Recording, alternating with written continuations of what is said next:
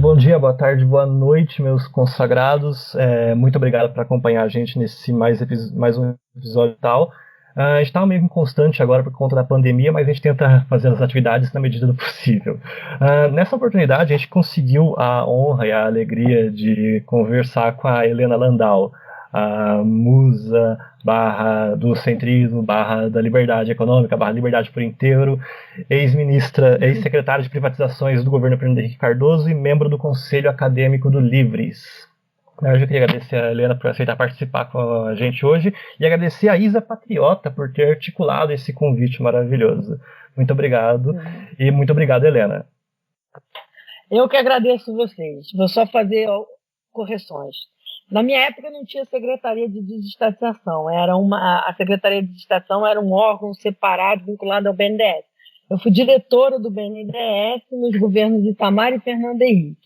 E numa diretoria específica para privatização e desestatização. E agora no Livres, a Isa nos deu a honra de integrar nossa equipe. Eu sou presidente do Conselho Acadêmico, onde eu tenho a companhia de outros economistas maravilhosos, Ricardo Paes Barro, Pércio Arida, Leandro Piquet, Sandra Rios, Paulo Roberto Almeida, vou acabar esquecendo alguém, Samuel Pessoa, Fernando Schuller, um grupo de pessoas excelentes, todos na área do liberalismo. Muito bem. E para compor a roda hoje, né, me apropriando do jargão do Roda Viva, para compor a banca hoje, eu tenho a Mariana, dos Centrismos. Oi, Mariana. Mariana, cadê você? Olá, é uma honra, meu primeiro podcast, realmente, com a musa da minha vida. Então, muito obrigada e vamos seguir aí a roda. Muito bem. Então, e depois temos o Igor Falconieri, do Bem-Estar Capital, também, o responsável pela participação e pelas artes maravilhosas que a gente vê. Oi, Igor. Oi, pessoal. Prazer, Helena. Prazer te conhecer e podendo conversar com você. Sou muito fã do seu trabalho, tanto no Livres quanto nas outras participações suas. E muito obrigado a todo mundo.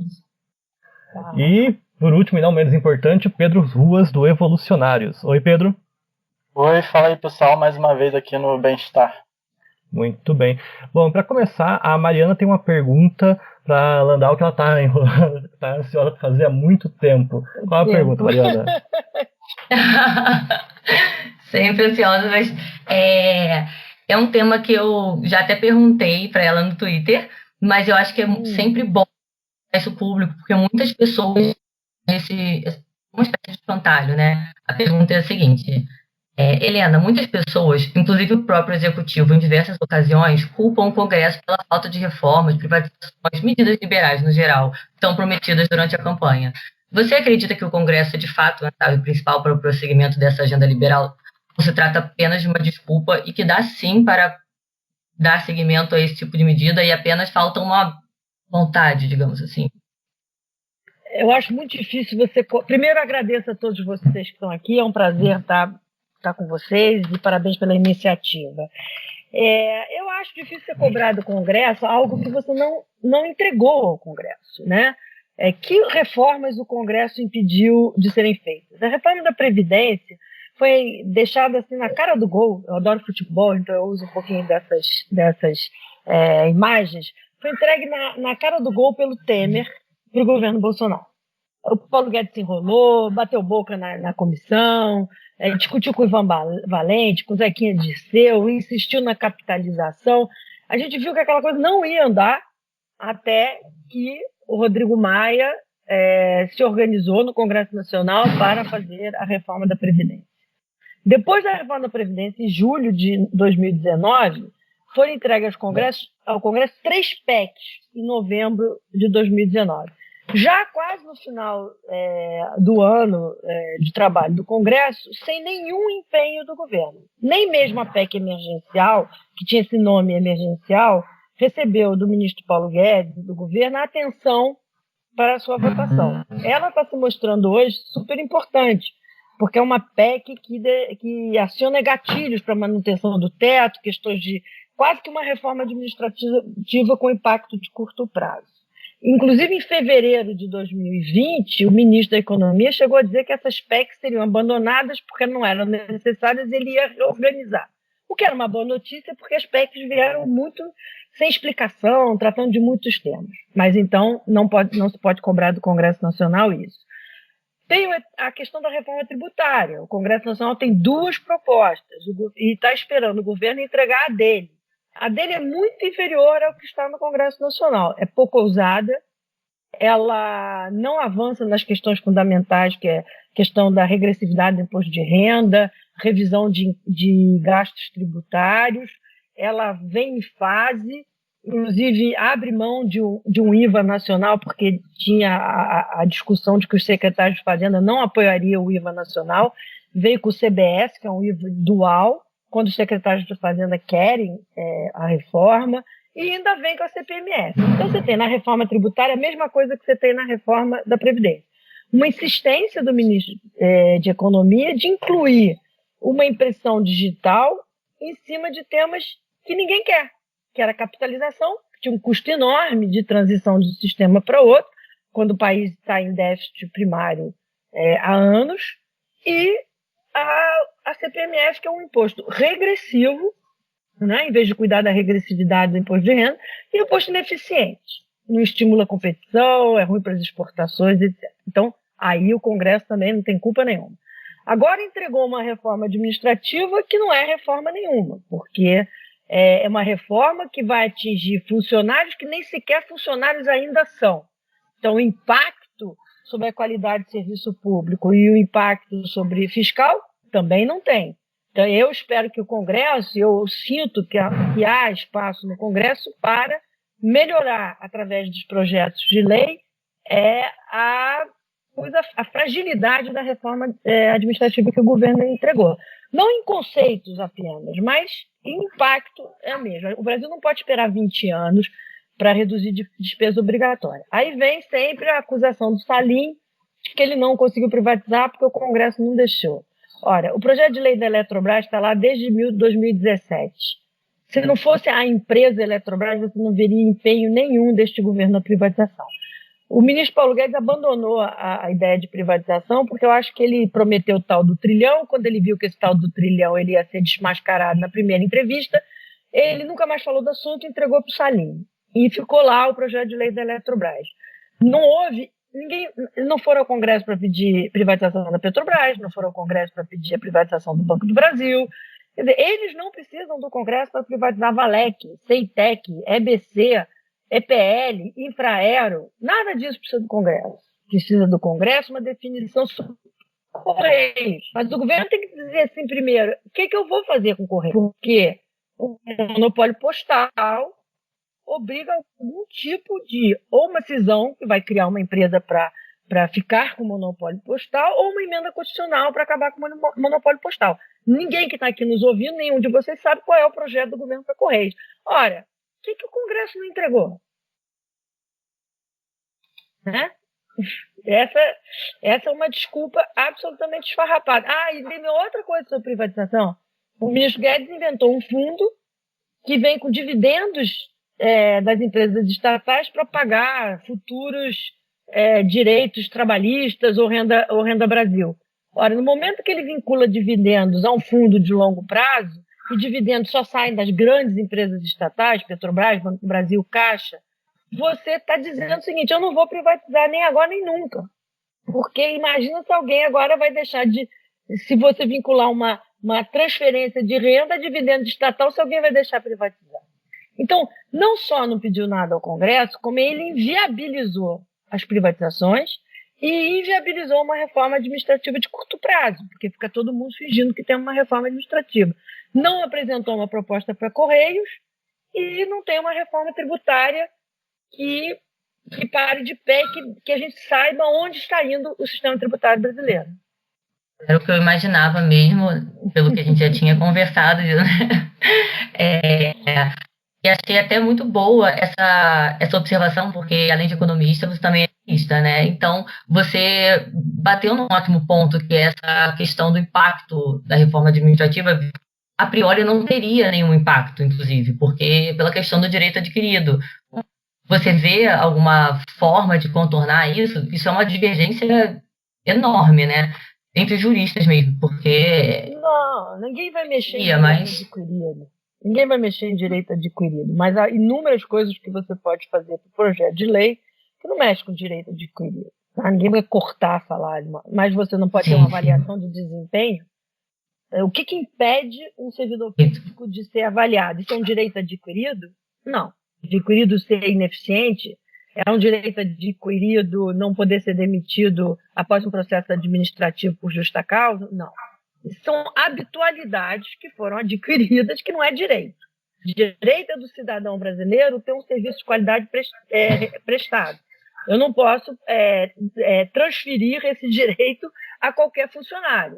Então, o que falta no Estado brasileiro é servir ao cidadão e não se servir do cidadão. Então, se você olhar especialistas na área de recursos humanos, na área da reforma administrativa, tem muita coisa que você pode fazer para melhorar. Estímulo ao bom funcionário, questões de carreiras que podem ser organizadas, que não precisa de mexer em direito adquirido e nem precisam de emenda constitucional. Então, como a emenda constitucional prevê a fase 1, fase 2, que são vários projetos de lei, a minha expectativa é que a frente parlamentar, presidida pelo Thiago Mitrô, eles consigam, nos projetos de lei, avançar questões de gestão, pelo menos, né? Questão de não. E também não é verdade que o executivo não pode propor mudanças nos outros poderes. Isso não é verdade. Tá? Ele poderia ter feito propostas de judiciário e legislativo, sim, só que preferiu não mexer em outras corporações como o judiciário. Na realidade, as propostas do governo Bolsonaro, elas não avançam porque isso é um governo amedrontado, é um governo covarde, é um governo que veio com um discurso agressivo de liberalismo, passe aconteço, e vão fazer em 6 meses o que 30 anos de social-democracia não fez no Brasil, e é um governo covarde. Não privatiza, não faz abertura comercial, não enfrenta o corporativismo do funcionalismo, não enfrenta questões do judiciário, não enfrenta a indústria nacional com as suas isenções. É um governo absolutamente covarde. Irretocável. Populista, né? Ele está preocupado, digamos, né? Na realidade, o Bolsonaro sempre foi isso, né, Mariana? Sim. Bolsonaro sempre foi isso. Então, o que ele fez? Ele é muito esperto. Ele pega o Paulo Guedes, que sempre quis na vida ser ministro de alguma coisa. Nunca teve um convite desse nível. Acho que ele trabalhou no programa de governo do Assis Domingues, há muitos anos atrás, mas era um candidato que não tinha nenhuma chance de vitória. E ele vai para o Bolsonaro e o Bolsonaro chama ele de posto Ipiranga. Aí todo mundo tratou esse posto Ipiranga como se fosse assim, um elogio, como se fosse uma forma de governar. Tipo, eu não vou me intrometer em economia, eu sou um cara populista, intervencionista, nacionalista, mas eu vou entregar tudo ao Paulo Guedes, meu posto Ipiranga. Na realidade, isso foi uma esperteza política do Bolsonaro, porque ele diz assim, quem está falando essas coisas aí é o Paulo Guedes, é lá no posto Ipiranga. Eu não tenho nada a ver com isso. Então, quando chega nele, eles não querem. Agora, não há nenhuma surpresa na área de economia sobre isso, porque o ministro da Economia, assim como o ministro do Meio Ambiente, como foi o ministro de Educação, como é o ministro da Saúde, como é a ministra Damares, eles são parte do núcleo ideológico do governo. Ele não é só um ministro de Economia, como o Salles não é só um ministro de Meio Ambiente, nem a Damares, por acaso, está lá. São parte do núcleo ideológico, parte de um projeto político e vão fazer tudo que for possível para a reeleição. Então, é todo um jogo de cena. Eu tento fazer o Renda Brasil, mas o presidente me dá um carrinho. Então eu vou entregar essa reforma administrativa, que não é reforma, né? Porque o Bolsonaro não quer mexer em corporação. Então eles pegam uma reforma que talvez, quem sabe, entre em vigor daqui a 20 anos. Aí daqui a 20 anos vão na justiça para pedir isonomia. Você já viu esse filme antes? Com aposentadorias, com direitos, que o judiciário vai lá e dá a isonomia do regime novo com o regime velho, e essas reformas são todas perdidas e mais uma geração é perdida. Então, é tudo parte de um todo. Não existe isso que o ministro Guedes está sendo fritado. Ele não está sendo fritado. Ele está fazendo um trabalho para o presidente que ele acredita, num projeto político e ideológico que ele acredita. Quando ele não servir mais ao Bolsonaro, como o Moro não serviu mais, como o Mandetta não serviu mais, ele demite. Mas ele serve ao Bolsonaro. Você vê os jornais hoje, todo mundo aplaudindo uma reforma administrativa inexistente. Entendeu? Inexistente. Para dizer, mercado, olha só, eu fiz uma reforma administrativa. Essa reforma não existe. Eu estou satisfeitíssima. Isso não foi nenhuma resposta, foi uma aula econômica, jurídica e administrativa. Satisfeitíssima. Eu tenho só uma dúvida sobre uma das propostas PECs de reforma, que é a reforma tributária. Ela acabou de perder a urgência que saiu agora na capa do UOL. Queria perguntar se você acha que faltou algum protagonismo da parte do governo, que eu acho que é uma resposta um pouco intuitiva, e qual seria essa falta de protagonismo na reforma da tributação? Olha, eu acho que o protagonismo do governo foi para atrapalhar. Né? A vontade do governo de ser protagonista atrapalhou. Porque você tem duas propostas, né, correndo no Congresso Nacional. Uma proposta de muita aceitação, que é a proposta da PEC 45, de autoria do Bernardo Api. Essa proposta foi debatida por muitas pessoas, bastante. Você podia partir daí, não estou dizendo que ela está pronta e acabada, mas você tinha um ponto de partida. E o Congresso Nacional ficou esperando que o Paulo Guedes enviasse a dele. E levou 1 ano e meio. Primeiro levou 1 ano insistindo na CPMF. Eu não sei por que demitiram o Marcos Cintra. Porque se você leva o Marcos Cintra para o governo, quem conhece o Marcos Cintra só teve uma única ideia na vida. E a única ideia na vida dele é a CPMF. Então, foi para lá para implementar a CPMF. Então, se espera a CPMF, apesar de todos os sinais de que esse imposto não vai passar. Eles tiveram agora a questão da pandemia, que torna urgente um aumento de carga tributária. Então, para fingir que eles não estão aumentando carga tributária, você tem a CPMF, que viria para financiar a redução de encargos trabalhistas, ou viria para financiar a Renda Brasil, mas se você olhar a CPMF, segundo o cálculo do governo, vai entre 120 e 150 bilhões. Compara com os gastos tributários de isenções que foram dadas durante o governo Dilma, esses gastos tributários subiram de 2% do PIB para 4% do PIB. É muito mais que uma CPMF. Se você tiver vontade de enfrentar essas coisas e ter protagonismo para enfrentar. Agora, ter protagonismo para incluir CPMF, eu acho que foi a vontade de ser protagonista que atrapalhou a reforma tributária, porque a gente, não só na reforma tributária, mas em todas as reformas, a gente nunca teve um ambiente tão propício para reformas como o governo Bolsonaro. Porque nas eleições de 2018, os outros candidatos, tirando os candidatos de esquerda, Alckmin com Pércio Arida, João Moedo com Gustavo Franco e Meirelles com Zé Márcio Camargo, esses 3 candidatos tinham um pacote de reforma bem liberal. Inclusive, esses 3 candidatos tinham muito mais experiência com a coisa pública do que essa dupla Bolsonaro e Guedes. O Guedes nunca escreveu um artigo sobre política pública. Então, assim, mas eles foram eleitos com essa bandeira. Eles podiam ter entrado no primeiro trimestre ou no primeiro semestre com um pacote de reformas. E não fizeram. E isso é muito frustrante. Muito frustrante. Então, eu acho que essa vontade de botar impressão digital atrapalhou na reforma da Previdência, que se não fosse o Rodrigo Maia não andava, atrapalhou na reforma tributária e vai atrapalhar agora. Onde já se viu um ministro da Economia impedir seus assessores de conversar com o presidente da Câmara, que é quem tem que conduzir as reformas. Entendi. Pedro, você tem uma pergunta sobre privatização também, não tem? Sim, vocês estão me ouvindo bem? Positivo. Estamos ouvindo muito bem. Eu acompanho a Helena já, acho que tem mais ou menos uns 2 anos, desde que eu vi uma palestra dela na FGV. E acompanho também muito essa questão de privatizações, eu leio alguns artigos sobre isso. E para a gente é intuitivo pensar que a competição do mercado é um dos motivos para o barateamento e melhora dos bens e serviços. Nesse sentido, uma boa privatização atuaria nesse âmbito, né? Mas um questionamento que se faz é até que ponto as privatizações têm um potencial de gerar melhora em serviços dado a pessoas de baixa renda, né, que talvez não tenham poder aquisitivo suficiente para serem atendidos. Um exemplo seria serviços de energia, água, esgoto e o próprio correio, que às vezes atuam em áreas muito pobres e que hoje em dia, em parte, é feito por estatais. É possível que um bom desenho de privatização atenda a esses interesses também?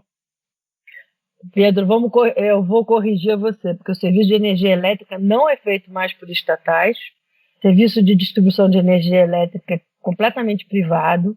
E é exatamente com a privatização que o grau de universalização hoje é quase de 100%, em comparação com a universalização da água e do esgoto, que é uma vergonha nacional. Então, em primeiro lugar, a capacidade de investimento para que você faça expansão da rede, para exatamente chegar na ponta e permitir universalização, vem do setor privado. Não estou nem dizendo qualidade, o setor público não tem capacitação financeira para isso. Isso é primeiro. Na energia elétrica, você vai ter, da mesma maneira que você pode ter na água e esgoto, você tem tarifa social. Então, você tem subsídios cruzados dentro do setor, onde você financia determinados consumidores de alta renda, financia o consumo dos consumidores de baixa renda.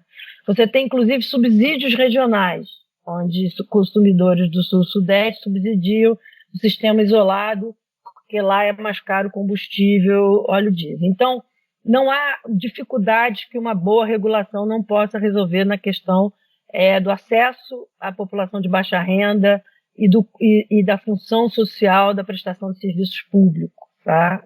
Isso, inclusive, isso é parte, dentro da Constituição, da definição de serviço adequado. Tá? Então, você tem casos de privatização que funcionam e tem casos de privatização que não funcionam, mas o erro não está em ser do setor privado. Pode ser na captura das agências reguladoras, pode ser num projeto mal desenhado, uma rodovia que foi planejada para um determinado mercado, e aí vem uma recessão como 15, 16, aquele mercado cai. Hoje, aeroportos que foram previstos para o fluxo de pessoas, que acabou não acontecendo já em 2015 e 2016. Então, vários desses projetos de concessão foram renegociados, estão sendo renegociados por problema de desenho do projeto. A população de baixa renda, ela é muito mal servida pelo Estado. Antes da privatização, vou te dar um exemplo. Uma das últimas empresas estaduais de energia a serem privatizadas foi a Amazônia, da Energia. Lá na Amazônia, você tinha um índice de perda de 44%. Significa que de cada 100 produzido, 44% é jogado fora. Esse índice no setor privado é abaixo de 20%, 14%. Por que o órgão regulador deixou isso acontecer na Amazônia? Você tinha lá em outras distribuidoras de energia elétrica dessa região, você tem uma coisa chamada custo operacional regulatório, que é quanto o ANEEL permite de limite para você gastar no custo operacional. Acima disso, não pode passar nas tarifas. Você tinha empresas do norte que o custo operacional deles era o dobro do regulatório, basicamente por conta de salário de diretores, que é indicação política. Então, eu sou defensor da privatização porque eu não vejo a população atendida pelas empresas estatais. Acho que o exemplo do água é claro. Veja a SEDAI no Rio de Janeiro. A SEDAI tem a média de desperdício de água no Brasil é de 40%, feito da SEDAI. Os cariocas ficaram mais de um mês tendo que comprar água mineral no supermercado, inclusive a baixa renda. Houve alguma punição à SEDAI? A agência reguladora interveio nessa empresa estatal? Não. Se fosse empresa privada, já estaria com multa, intervenção, investigação, né? Então, é tudo uma questão regulatória. Eu acho que no saneamento é possível fazer a mesma coisa que na energia elétrica, um cruzamento de subsídios e tarifa social, né? Agora, por exemplo, nas telecomunicações, o Brasil tem um número de celulares impressionante. A inclusão social, que é um celular na vida de um profissional liberal, desses informais que o governo achou que não existiam, mas que são 40 milhões de brasileiros, Essas pessoas trabalham com celular, né? Com celular. Em compensação, vai olhar a banda larga que é prestada por uma estatal. Quantidade de crianças da rede pública fora do sistema de ensino. Então, assim, eu sou cada vez mais fé na privatização, mas tem que recuperar a autonomia das agências reguladoras. É muito importante que isso aconteça. Aqui em Niterói, que é uma cidade do lado do Rio, o serviço de água e esgoto é feito por uma empresa privada e a gente praticamente não tem problema nenhum, enquanto o Rio de Janeiro aqui do lado tem problemas a cada dia e problemas horríveis da pessoa beber água com um cheiro ruim, né? É uma coisa absurda, assim, né? Outra pergunta que eu tinha, mais ou menos você já respondeu, assim, mas é que existem alguns artigos que eles apontam. Existem alguns casos de privatizações que não dão certo, né? Geralmente esses casos são em países em desenvolvimento. Pelo que eu vi desses artigos, parece que o principal fator são os grupos de interesses, como você falou, que às vezes faz uma captura regulatória, captura essas privatizações para o bem próprio, né? Se eu não me engano, acho que no México aconteceu isso. Então, minha pergunta seria, geralmente, o que faz uma privatização dar errado e que, de forma o Brasil e o governo FHC superou esses problemas da influência do lobby, tanto em se beneficiar das privatizações, tanto de tentar impedir as privatizações. Olha, uma privatização para dar certo, ela precisa, em primeiro lugar, que o presidente da República queira fazer, tá? Porque você enfrenta lobbies. Toda privatização gera resistência. Isso não é a novidade que o Salim Matar descobriu quando entrou no governo. Já teve chute no leilão da privatização da Useminas, jogaram um ovo na cabeça das pessoas, eu já fui ameaçada. Isso faz parte do programa de privatização, porque você interfere num conjunto de interesses, que o funcionalismo, que muitas vezes as pessoas só falam de funcionalismo, mas não é só funcionalismo. Quer dizer, não é só o empregado da estatal, o sindicato, que tem medo de perder os salários, porque os salários das empresas estatais são muito maiores que as mesmas posições do setor privado. Os benefícios que as empresas estatais dão são muito superiores aos benefícios do setor privado, tanto na área de aposentadoria quanto na área de assistência de saúde, férias e promoções. Então, não é só esse grupo que tem medo de perder parte dos seus privilégios. Tem um grupo muito forte, que é o grupo político, né? São as indicações políticas. Eu dei o exemplo dessa empresa do Norte, onde se estoura todo o custo de operação, não com investimento ou não com mão de obra. O custo de operação é estourado por causa de salário, porque essa empresa foi privatizada. E você tem os fornecedores. Quer dizer, quando a gente vê a história do Petrolão, a gente vê as empreiteiras fazendo negócios com os estatais. Mas não é só uma grande empreiteira. É o fornecedor de computador, é o fornecedor da limpeza, é o fornecedor do empregado terceirizado. São interesses que nas estatais pagam sobrepreço e etc. As pessoas perguntam assim para mim, mas Helena, no setor privado não tem corrupção? Eu não sei, não estou dizendo que no setor privado não tenha corrupção. Eu só estou dizendo o seguinte, nas estatais é com o meu imposto, com o nosso imposto, né? Não existe isso de recurso público, ele não cai do céu. Ele é derivado de impostos ou de um endividamento do Tesouro. Então, o recurso da estatal tem que ser muito bem usado. Então, em primeiro lugar, você tem essa resistência. Na minha experiência, se não for uma decisão do presidente, do ministro, junto, você não consegue. Eu entrei no governo para fazer digitalização no governo de Itamar Franco. Itamar Franco nunca foi simpatizante de privatização antes de assumir a presidência. Mas ele sabia que tinha que fazer, porque o ministro da Fazenda dele, que era o Fernando Henrique Cardoso, e sua equipe do Real, convenceram o Itamar que era necessário fazer a privatização. Então, mesmo ele não gostando, ele não impediu. O Itamar Franco, ninguém sabe, mas privatizou mais que o governo Collor. Tá? Então, você precisa dessa decisão, dessa união de equipe, coisa que não tem agora. O Guedes não entra em bola dividida, o secretário de desestatização não vai mandar em ministro. Não era eu sozinha, como diretor de desestatização, não podia mandar em ministro. né? Você tinha um conjunto de pessoas, e o próprio chefe da Casa Civil, em nome do presidente da República, organizava as resistências internas dos ministérios. Tá? Esse é o primeiro lugar. Segundo lugar, você tem que definir que objetivo você quer com a privatização. Se você já está num setor competitivo, organizado, e que a empresa estatal está numa atividade econômica que não deveria estar, você simplesmente vende pelo melhor preço. Se você está num setor monopolista, tipo a Petrobras, se você vender uma empresa como a Petrobras, tem que fazer o que a Petrobras está fazendo sem ser privatizada, quer dizer, está fazendo lentamente. Talvez se ela tivesse um programa de privatização, a gente já tivesse acelerado. Que é acabar com o monopólio estatal, a verticalização. A gente fez isso no setor elétrico. Para poder vender as empresas do setor elétrico, toda a desverticalização do setor elétrico foi feita. Esse projeto da Lei de Gás que passou essa semana, isso tudo foi feito para permitir a privatização da energia. A mesma coisa que foi feita nas telecomunicações, uma lei geral que introduzisse a competição para o lugar da Telebrás. Então você precisa saber qual é o seu objetivo. Não é só arrecadar dinheiro. Eu quero introduzir competição, melhor preço e eficiência. Tá? E depois tem o após a privatização. E o após a privatização é muito importante. Porque você precisa ter agências reguladoras, você precisa saber acompanhar para que os serviços sejam bem prestados. E tem o desenho do projeto, como eu te falei. Quando o governo Lula assumiu, ele não parou com as privatizações de concessão. Ele continuou, mas olha o desenho da privatização das rodovias do governo Lula.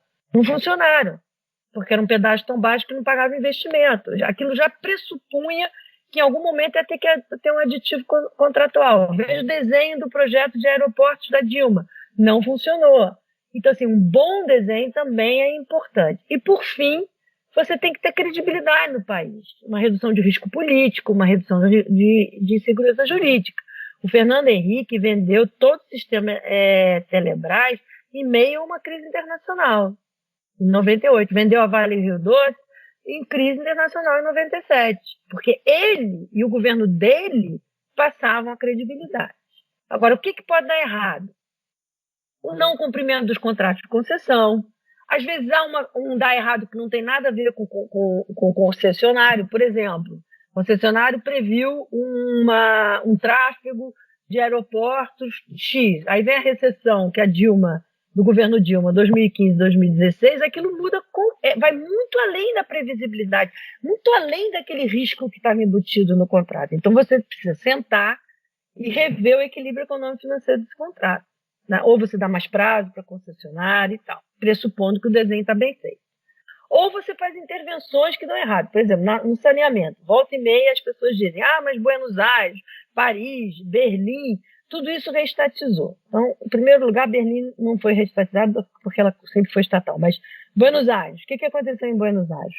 Teve uma maxi desvalorização cambial e o governo Kirchner impediu que esse custo do dólar, que embute, por exemplo, em equipamentos, etc., que são comprados, ou captação de recursos externos, que era mais barato do que captar na Argentina, não fosse repassado para as tarifas.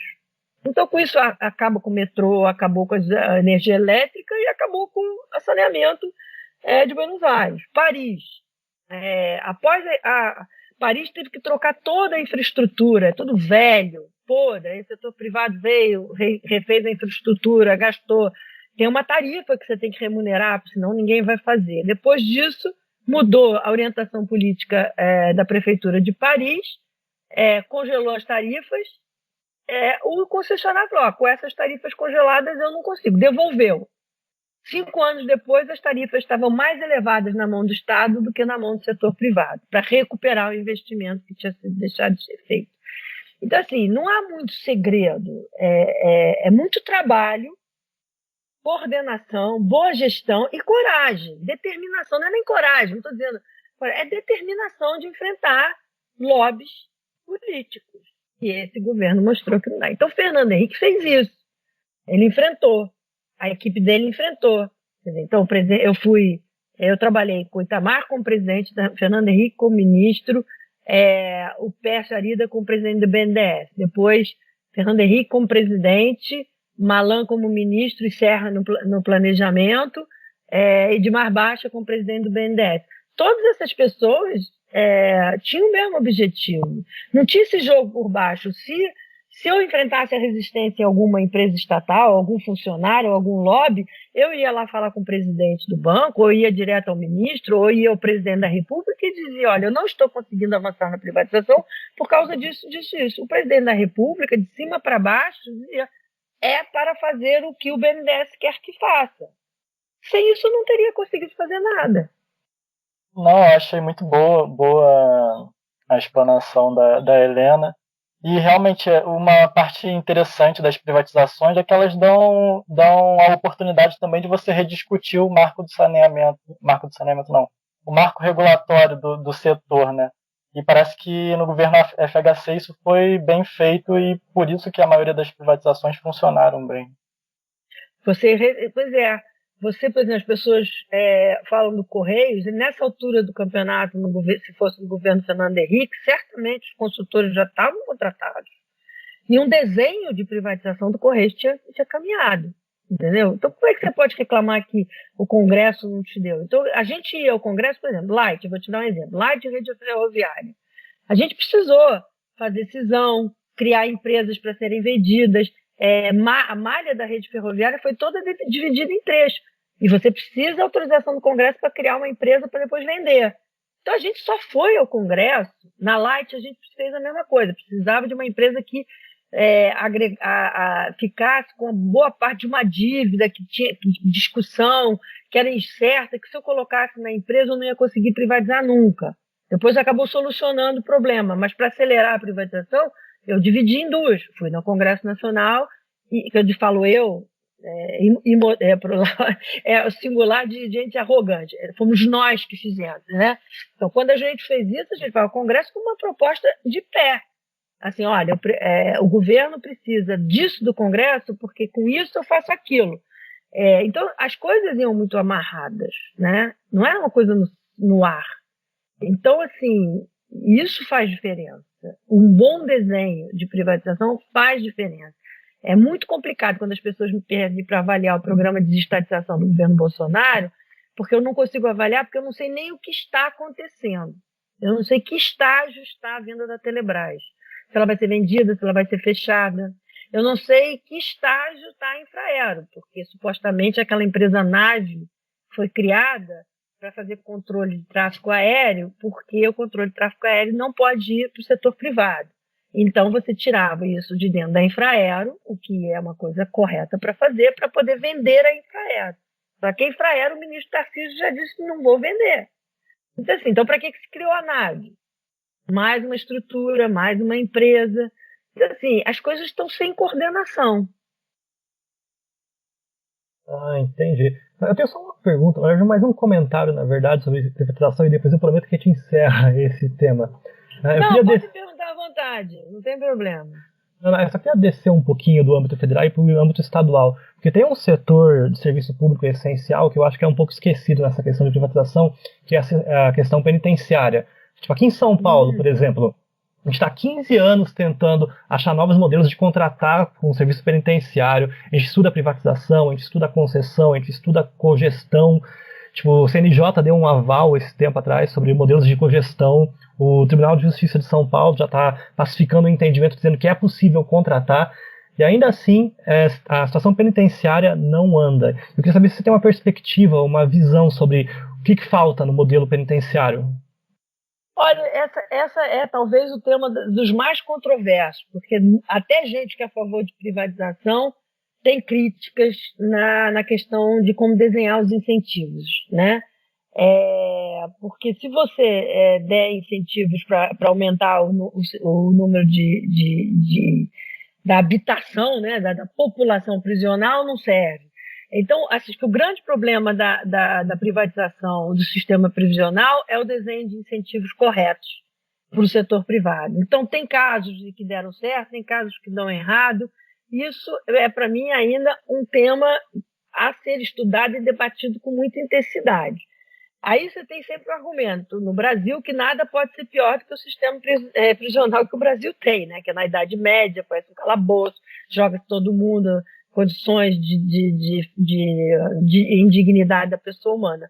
Mas eu acho que, além do sistema prisional, e aí já estou mudando de outro assunto, a gente tem que rever o processo brasileiro de punição para que o Brasil prenda bem e não prenda muito e mal, entendeu?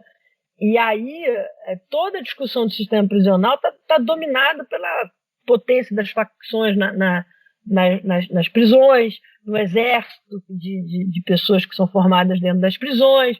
Como é que você vai separar a prisão por periculosidade quando, no fundo, você obedece ao crime organizado que manda de dentro e de fora?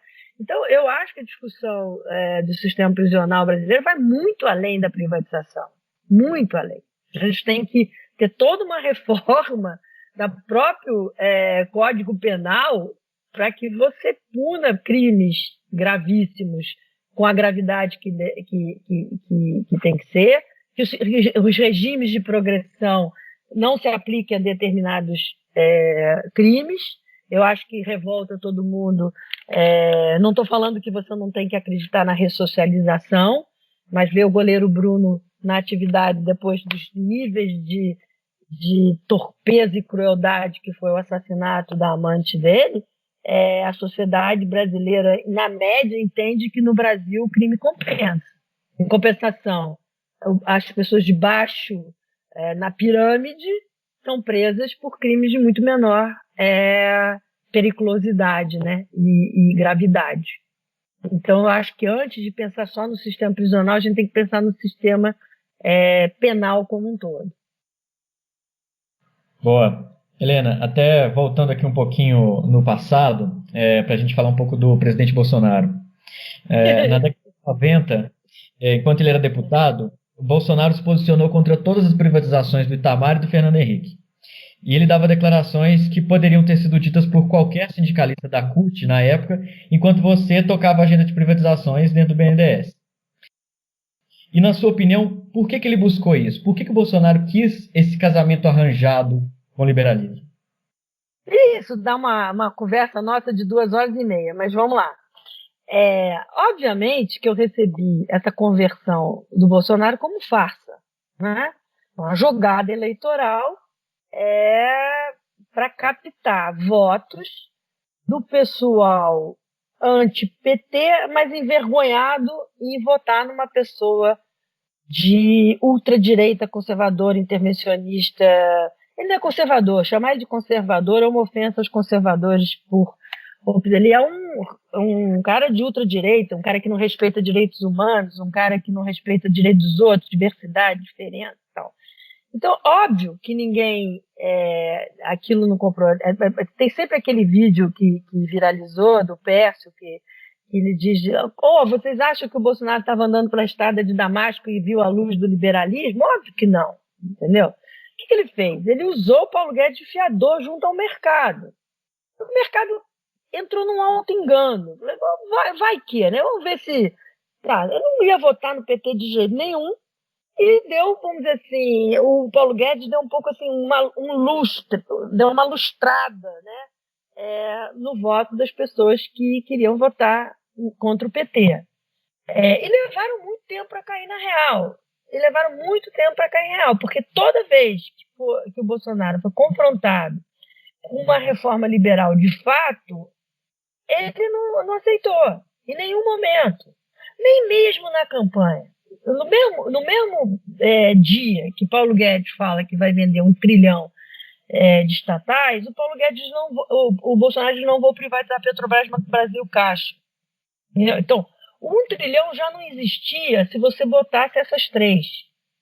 Porque, além de tudo, o ministro da Economia não sabe fazer conta, porque você tem que calcular 100%, nem com 100% do valor dessas empresas você chegava a 1 trilhão. E a União não tem 100% de posição nessas empresas. Então, assim, foi uma farsa, uma enganação, quase todo mundo querendo acreditar naquele sitcom, né? O Paulo Guedes fingindo que ia fazer isso, Bolsonaro rindo lá, chamando de posto de piranga. Eu achei isso muito sério, eu fiquei muito frustrada, porque eu vi a qualidade dos outros candidatos. Eu votei no Alckmin, Você pode imaginar o Brasil hoje com persuaria do ministro da Fazenda? Seria outro país, né? Ou o próprio Gustavo Franco, ou o Meirelles como presidente da República. Então, assim, como é que as pessoas não viram isso? Como é que as pessoas não viram isso? Eu acho, então, voltando, eu acho que foi muito frustrante para mim em 2018, porque pela primeira vez, assim, tantos anos na minha vida, desde 94, 98, eu tinha visto uma discussão de um programa de governo tão aberto, assim, tão a possibilidade de falar de privatização de novo, a possibilidade de falar de reforma administrativa, de falar de educação, de reforma da Previdência, tão abertamente, por gente de tanta qualidade. O brasileiro resolveu votar no Bolsonaro porque queria votar num cara que defendia, acreditava que ele entendia de segurança pública. Segurança pública para o Bolsonaro é armar a população. Não é o Estado fazer segurança pública, não é garantir a segurança do cidadão. Então, assim, eu fiquei muito frustrada, porque eu já conhecia o Paulo Guedes de muitos anos. Eu sabia que o Paulo Guedes não tinha nenhuma competência para ser ministro da Economia. E quando ele junta 7 secretarias embaixo dele, é aí mesmo que você sabe que nada ia andar. Nada ia andar. Então, nunca acreditei na conversão do Bolsonaro, nunca acreditei nas projeções do Paulo Guedes, e fiquei extremamente frustrada com a eleição de 2018. Extremamente frustrada. Nunca entendi por que o Brasil entrou nessa via. A única a explicação que eu aceito é achar que valia qualquer coisa para tirar o PT da parada. E o PT fez o trabalho, porque o PT dizia para todo mundo que o único que era capaz de vencer o Bolsonaro era o PT, quando a gente sabia que era o único que perdia. 2018 vai ficar. Agora 2018 é passado. A gente tem que pensar no futuro. A gente vai cair nesse conto da carochinha de novo, ficar com essa farsa de que o ministro da Economia vai conseguir fazer reforma, que vão ficar na farsa de que o Bolsonaro vai perseguir em algum momento a agenda liberal. O que a gente tem que fazer, e eu acho que o meu trabalho como liberal e dentro do Livres, é mostrar a diferença. O que é o liberalismo? Tanto na economia, porque nem na economia esse governo conseguiu implementar nenhuma reforma liberal, quanto em todo o resto do liberalismo, na democracia liberal, democracia representativa, na dignidade da pessoa humana, nas igualdades de oportunidades, na aceitação da diversidade, no meio ambiente. É nosso trabalho fazer isso. É combater retrocessos da ministra Damares, é combater retrocessos do ministro da Cultura, insistir no choque da educação e muito além da agenda da reforma econômica, né? É isso mesmo, acho perfeita a colocação e é o que eu já esperava, né? Assim, uma pessoa que tem a experiência da Helena não poderia se confundir, como infelizmente o Brasil se confundiu, né? Eu não fazia, não havia nada no mundo que me fizesse votar em alguém que começou sua campanha no voto do impeachment da Dilma, homenageando o Ustra, né? E nada me faria votar num presidente que tinha como seu principal assessor Paulo Guedes, quando eu conhecia a total inaptidão do Paulo Guedes para coisa pública. Também não ia votar no PT. Então eu votei nulo, sou muito cobrado por isso, porque as pessoas acham que, como o Bolsonaro é esse monstro, se eu não estou arrependida hoje. Eu falei, não, se eu dissesse que eu estou arrependida do meu voto nulo, significaria que eu estou pronta para votar no PT em 2022. Ou como que eu dissesse, então venha PT porque eu estou arrependida. Eu não vou votar no PT em 2022. Igualzinho. Porque eu não tenho obrigação de escolher o destino brasileiro entre o peronismo petista e o chavismo bolsonarista. O Brasil merece coisa melhor e o caminho melhor é o liberalismo. A minha pergunta é mais a respeito dessa crise democrática e da crise de representatividade. Porque tem uma das retóricas mais comuns contra o Bolsonaro o Bolsonaro é um atentado à democracia, da mesma forma que o Fernando Henrique foi um atentado à democracia, da mesma forma que o Temer foi um atentado à democracia, da mesma forma que o Serra e o Alckmin foram atentados à democracia. E eu queria perguntar se a senhora vê alguma discrepância entre esse discurso e a realidade, porque primeiro que o Brasil não é só uma democracia, a gente é uma república democrática, né? A gente exerce democracia representativa. Então eu queria entender se a senhora acha que a gente está vivendo uma crise democrática ou uma crise de representatividade. Olha, essa pergunta é excelente. Eu não sou cientista política, eu vou dar palpite como eleitora, né? E do alto dos meus 62 anos de idade. Eu acho assim, a tentativa de criar uma nova política mostrou o fracasso, que é o perigo que a gente vai. Quer dizer, tentar viver fora da vida partidária não dá, né? Tentar viver fora da vida partidária, a gente devia fazer de novo a reforma política, né?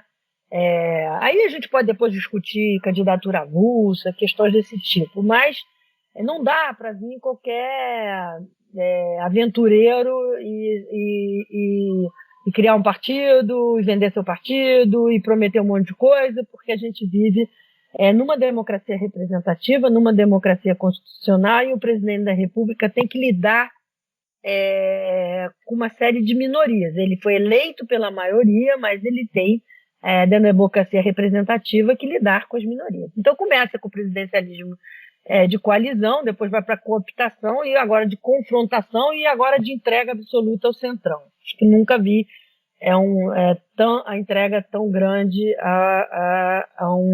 à velha política. Então você tem essa discussão primeiro de como restaurar a crença na vida partidária, ou o que reforma política a gente colocaria. Esse negócio de dizer que os outros eram atentado à democracia, eu vou te dar um exemplo pessoal. Aos 42 anos de idade, eu resolvi voltar a estudar. Entrei na aula de Direito. E era o ano de 2001. 2001 era o terceiro ano do segundo mandato do Fernando Henrique, onde você tinha congelamento do salário de funcionalismo, não fazia a correção da tabela de imposto de renda. Eu tinha um professor que dizia que o Fernando Henrique tinha que ser afastado porque o governo dele não era o Estado Democrático de Direito. Como eu já tinha 42 anos, já tinha participado da vida política, eu levantei a mão e falei assim, o que o senhor diz? Por que isso? Porque a tabela do imposto de renda não foi corrigida. Eu falei, olha só, a gente está numa sala de aula em que 99,9% das pessoas aqui têm 18 anos de idade. Não viveram a ditadura. Você está banalizando o que é o fim do Estado Democrático de Direito, porque tem uma política econômica que você não gosta. E não vamos confundir. Então, havia essa ideia de que todo mundo banaliza quando ela faz algo que você não gosta. Eu acho que o caso do Bolsonaro é um pouco diferente. O Bolsonaro, ele saiu do exército por tentar fazer um atentado. O Bolsonaro elogia, diz que o herói da vida dele é Ustra, um torturador conhecido. O Bolsonaro, ao longo da sua vida, devia até ter sido caçado. Eu acho que ele devia ter perdido o mandato quando ele diz que a ditadura matou pouco, devia ter matado 30 mil. Ele deveria ter perdido o mandato dele quando ele ameaça fuzilar o Fernando Henrique porque vendeu a Vale do Rio Doce. Essas coisas foram permissivas demais para a gente poder chegar nesse presidente que, de fato, pela primeira vez na minha vida, eu acho que é um perigo, achava até o STF se levantar, um perigo à democracia. Mas, por outro lado, deu também muita interferência do judiciário. Então, assim, você teve que usar o sistema de freios e pesos e contrapesos de uma forma muito grande para evitar que o Bolsonaro continuasse com essa ideia de que a Constituição sou eu fui eleito pela maioria, eu faço o que eu quiser, ignoro a minoria, sem entender o que é o equilíbrio de poderes, o que é o mandato que ele recebeu através das eleições democráticas. Não fosse, e tudo, não só pelo desejo de uma ditadura no Brasil, que ele sempre teve, não por acaso ele homenageia o Videla, Stroessner, Pinochet quando vai, mas também para proteger sua família. Então o Bolsonaro acaba abandonando a sua ideia de golpe porque ele teve que negociar a salvação da família. Entendeu? Ele foi limitado pelo STF, que fez também um inquérito questionável, né, de fake news também, para poder segurar. Então, assim, na minha opinião, o Bolsonaro já cometeu mais crimes de responsabilidade que todos os presidentes da história no Brasil. Mas ele não tem um processo de impedimento por causa do fato do processo de impeachment não ser um processo puramente jurídico, né? Então, como foi o caso do mensalão do Lula. Não adiantava entrar com o processo de impeachment do Lula naquela época, porque não ia ter apoio popular. Então, de fato, eu acho que o Bolsonaro ele é muito mais grave que o resto. Você pode não gostar da Dilma porque ela é intervenção, porque tem que criticar o apoio a ditaduras de esquerda. De fato, aquilo foi um desvio completo das funções no Brasil no BNDES, etc. Né? Eles continuam apoiando ideologicamente. Agora, a dignidade da pessoa humana é atacada todos os dias pelo Bolsonaro. A falta de respeito com a saúde pública é atacada todos os dias pelo Bolsonaro. A ameaça à invasão do STF é coordenada de dentro do gabinete, do ódio. Isso, sim.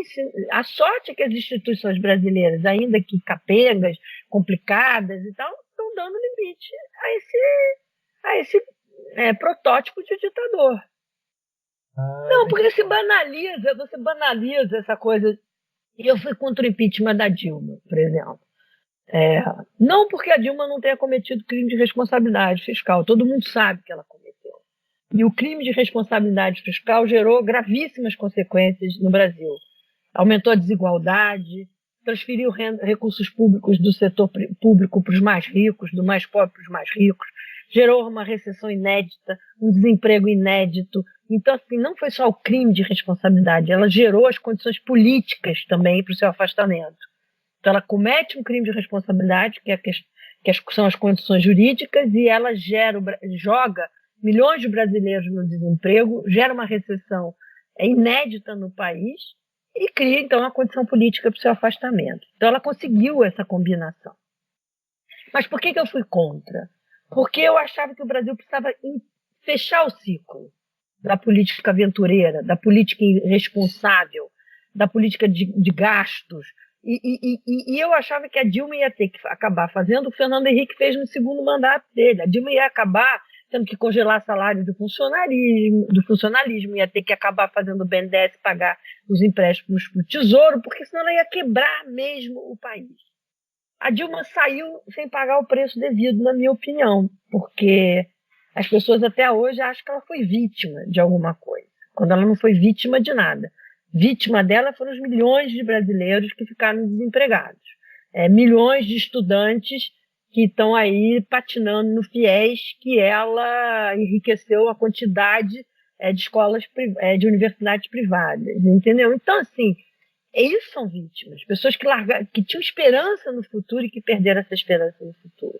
Então, eu queria que ela pagasse as consequências dos seus atos.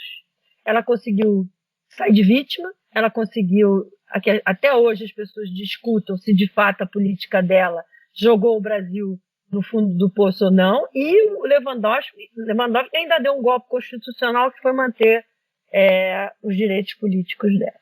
Então, mas, olhando para trás, eu diria, não, ainda bem que ela foi impedida, porque o Temer, com todos os defeitos que o Temer tem do PMDB, do MDB, dessas tradições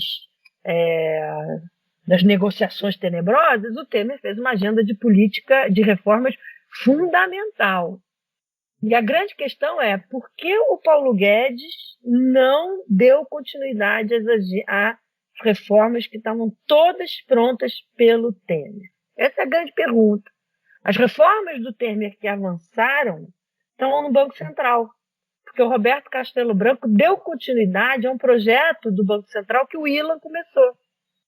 Então, assim, essa continuidade, essa descontinuidade do Paulo Guedes, a gente está pagando muito caro, que é o protagonismo e o personalismo do Paulo Guedes. Bom, agora a gente vai para a última pergunta, que é uma pergunta que a gente ouviu que a senhora realmente... Que você gostaria de responder. Você gostaria de responder. Igor? Bom, Helena, depois aí de Paulo Guedes, Dilma e Bolsonaro, a gente vai finalizar com um assunto mais feliz. Eu já assisti várias participações suas, entrevistas, E algumas eu já te ouvi se queixar de só ser convidada para falar de privatizações, enquanto ninguém te chama para falar da legalização da maconha. Oba! É,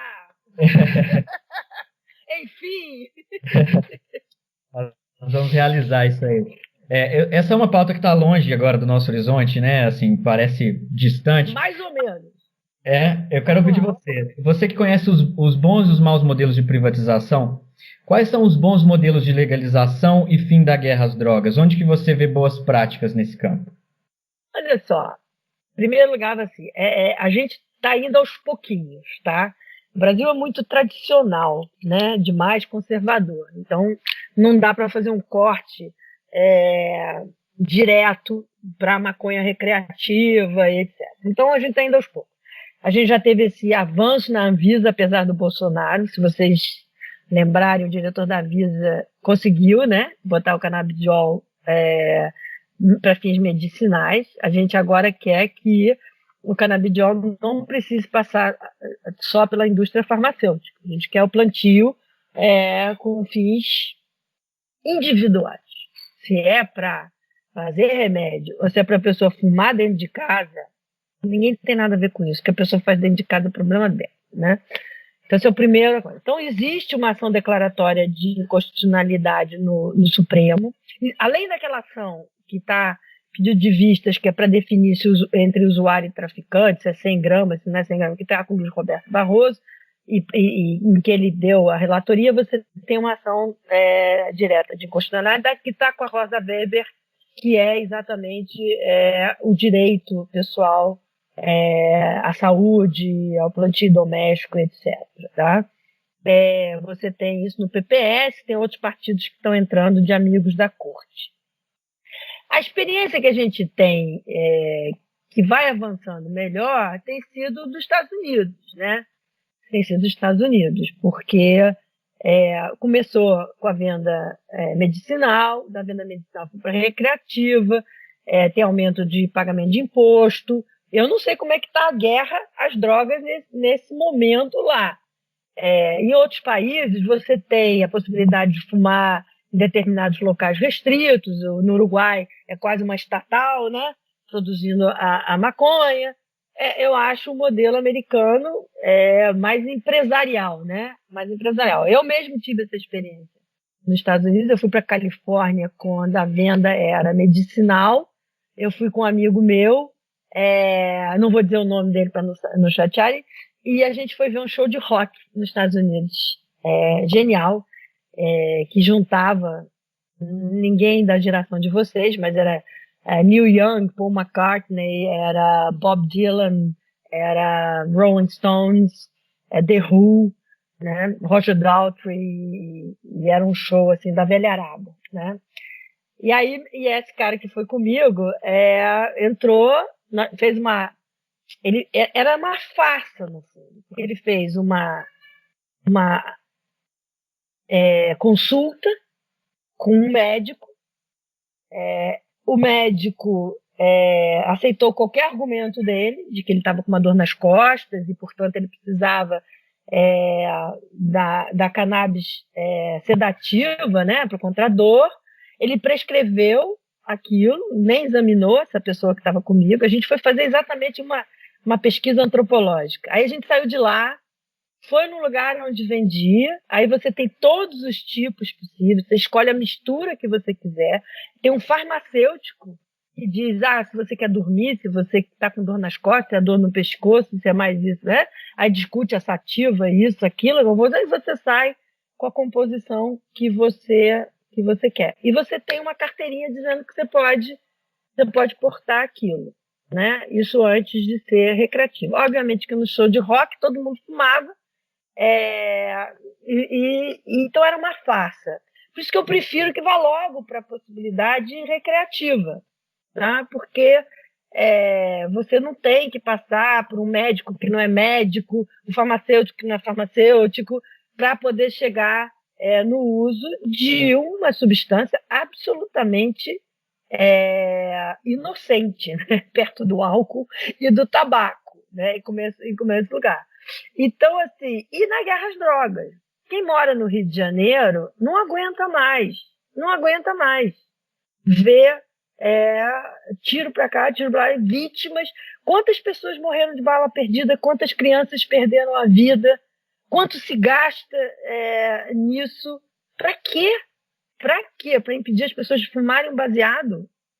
Né? O que faz um baseado na vida de uma pessoa? Nada. O que não pode nem plantar em casa. Qual o problema disso? Não faz sentido. Né? Então, tanto do ponto de vista da liberdade individual, quanto do ponto de vista da guerra às drogas, eu sou super a favor da legalização. Acho que é uma bandeira importante. E como tudo no Brasil, a gente está sempre atrasado. Foi o último a liberar a escravidão, vai ser o último a legalizar a maconha. Perfeito. E é uma farsa a questão da maconha, né? Porque é muito grave do ponto de vista do sistema prisional, porque você com a lei que não definiu usuário e traficante, você dá um poder discricionário ao policial de prender quem ele quer. Então você não vê o mesmo tratamento de um policial, de um guarda municipal na Praia de Ipanema, quando o usuário é negro, né? Não, e detalhe que tem um estudo... Né? Não, detalhe que tem essa conotação, essa afirmação de que há uma política de flagrante mesmo, ela foi comprovada. O Instituto de Jurimetria, a Associação Brasileira de Jurimetria, eles fizeram um estudo empírico, acho que uns 3.000 casos, e comprovaram que realmente existe uma política de flagrante na questão prisional de porte de drogas. Eles pegaram casos do Brasil inteiro nisso, uns 3.600, 3.800, e colocaram ipsis literis, existe uma política de flagrante, discricionária, policiais militares exercem esse controle, eles suprimem o poder judiciário, eles suprimem o poder do Ministério Público, de delegacias de polícia, e falam, a policial prende com base em característica discricionária. Perfeito, cara. Tudo com base em drogas. Completamente. E ainda tem um impacto ainda maior sobre famílias e mulheres no sistema prisional. Porque as mulheres que levam a droga para dentro do presídio para os maridos são presas também, né? Elas não são usuárias, né? Nem traficantes. Então, que é uma farsa, porque existe um comércio de tráfico de droga dentro do presídio. E a mulher que quer levar para o marido e é presa, o filho daquele casal fica sem pai nem mãe por um porte de um baseado na roupa íntima, entendeu? Então, pode ser que você tenha mulheres traficantes, né, pesadas, porque o tráfico traz outros crimes envolvidos, né, muitos crimes junto com o tráfico, mas pode ser que seja uma coisa totalmente irrelevante e que você tira da sociedade e aquela criança já está com seu destino marcado, entendeu? Então, assim, não faz sentido nenhum, isso. Então, quando você pergunta qual é o modelo, eu participei desse momento na Califórnia, que era um modelo medicinal, que era uma farsa, como eu também fui na Holanda. Na Holanda aí já é assim, aberto, você entra no bar, e aí você escolhe se você quer bolo de maconha, cigarro de maconha, sanduíche, não sei o que, só que você não pode fumar em Portugal também, não pode fumar em qualquer lugar. Mas tem lá E aí há quem diga, Portugal não deu certo, Uruguai não deu certo. A gente tem que acompanhar. Agora, definitivamente, a gente sabe que tem uma coisa que não dá certo, que é essa guerra às drogas e esse discricionarismo na prisão. E você acaba aprendendo, fazendo uma escola do crime, porque as pessoas lá embaixo no crime de tráfico acabam sendo presas, e aquele exército é substituído, aquele exército é formado, e não adianta nada. Então, por todos os aspectos, a gente tem que lutar pela legalização da maconha. Nacional. Bom, a gente extrapolou um pouquinho o tempo previsto. Eu agradeço. Não, é um prazer. A conversa está ótima. A gente pode ir batendo papo. Vocês vão ter problema para editar agora. Não, esse é o problema do Júlio. Beijo, Júlio. Eu gostaria de pedir umas considerações finais, se a senhora quiser falar alguma coisa que a senhora acha conveniente ou pertinente que a gente não teve a oportunidade de perguntar. Eu acho que a gente falou de tudo. Eu acho que a coisa mais importante nesse momento é olhar para 2022. E 2022 começa com as eleições municipais de agora. Temos que formar uma renovação política de qualidade, pensar num centro radical, sair dessa opção peronismo e chavismo que o Brasil acha que não tem como sair desse destino, batalhar pelas nossas ideias e não permitir nenhum ataque à nossa democracia, aos direitos que o Brasil avançou nos últimos 30 anos, o direito à identidade de gênero, a dignidade da pessoa humana, cobrar por uma prestação de serviço público eficiente. Acho que a pandemia mostrou o quão desigual é esse país, não só na renda, como no acesso aos serviços públicos. E da pandemia saiu uma discussão séria sobre transferência de renda, e é preciso ficar atento para que a irresponsabilidade fiscal não aniquile os efeitos das políticas de transferência de renda, e que a gente não tenha vergonha de defender nossas ideias, porque, em geral, o liberal é tratado como se o liberal não tivesse coração. e trazer a discussão, que muitas vezes as pessoas chamam o livro de PSOL roxo, porque a gente traz pautas humanas no debate, a gente traz pautas sociais no debate, educação, igualdade de oportunidade, acesso igualitário para as crianças de todo tipo de renda na educação, inserção das mulheres, respeito à diversidade, respeito às opções sexuais. A pessoa faz da vida dele o que quer, desde que não interfira na vida dos outros. Quer dizer, a gente não pode ter retrocesso, ganho, que é a sociedade brasileira, nessa diversidade da sociedade brasileira, da riqueza da sociedade brasileira. E a polarização diminui muito a nossa capacidade como brasileiros de transformação. Então, vamos manter firme a luta pelo liberalismo que amplia os nossos horizontes. Bem, perfeito. Uma salva de palmas, na verdade. Júlio, coloca a salva de palmas aqui, por favor. Excelente. Ana, realmente, parar. Vamos só gravar a parte final agora, a despedida. Peraí, deixa eu ver. Não, isso foi sensacional, gente. Meu Deus do céu, foi uma conversa sensacional. Que bom que vocês gostaram. Fico feliz. Não, eu espero que a senhora tenha gostado. Que você tenha gostado também. Eu gostei muito, eu adoro esse papo, lógico. Minha esperança são vocês. A gente também tem. Minha esperança são as pessoas que vão renovar esse país, que vão batalhar por tudo isso que a gente falou aqui. Entendeu? Então, gente, agora vamos para a parte final, vamos para as considerações finais da nossa querida bancada e para a despedida. Mariana, por favor.